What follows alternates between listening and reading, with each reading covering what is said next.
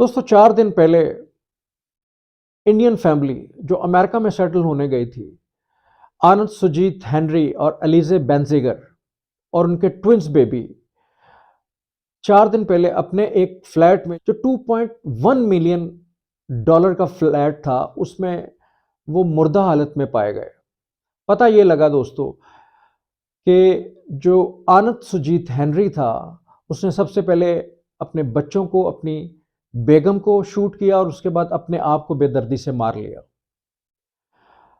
दोस्तों इन चीज़ों से हमें क्या बात सीखनी चाहिए, क्या सबक सीखना चाहिए, क्या लेसन लेना चाहिए?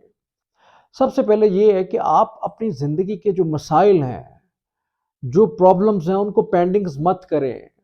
आहिस्ता-आहिस्ता ये मत करें कि यार ये हो जाएगा, वो हो जाएगा, मैं ये कर लूँगा, कोई मसला नहीं है। ये भी मसला आने दो, वो भी मसला आने दो। अपनी मसाइल को साथ-साथ हल करना सीखें।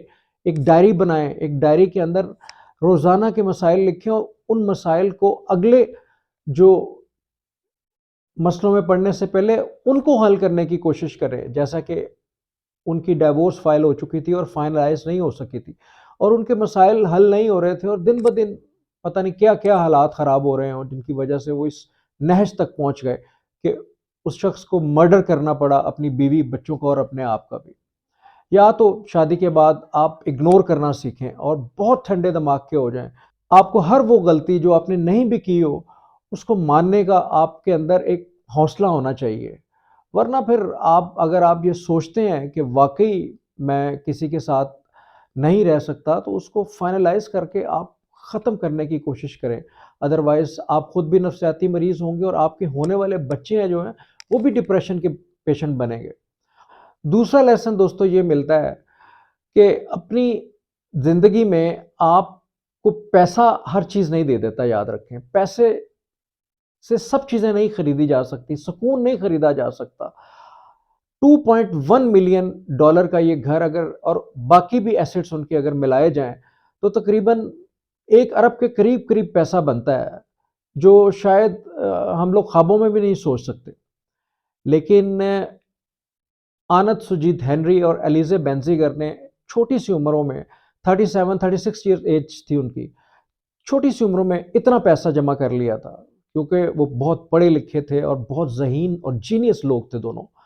और वो इंजीनियर था, साइंटिफिक इंजीनियर था, मेटा और गूगल पे और इसी तरह इसकी जो बेगम थी एलिज़ा बेंज़िगर, वो भी ज़िलों पे काम कर रही थी।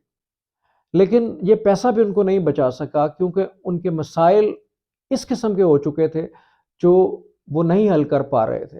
और याद रखिए दोस्तों तीसरी बात कि जब तक इस पैसे को आप किसी पॉजिटिव चीज़ पे खर्च नहीं करेंगे, पैसा जब अल्लाह ताला आपको देता है तो आपका इम्तिहान भी ले रहा होता है कि आप उस पैसे को कहाँ इस्तेमाल कर रहे हैं। अगर आप उस पैसे में से अल्लाह की राह में नहीं निकालते, याद रखें, तो वो पैसा ही आपके गले का फंदा बन जाता है, याद रखें। याद रखें जब भी आप थोड़ा कमाएँ, ज़्यादा कमाएँ, 10% अल्लाह की राह में निकालने की कोशिश करें।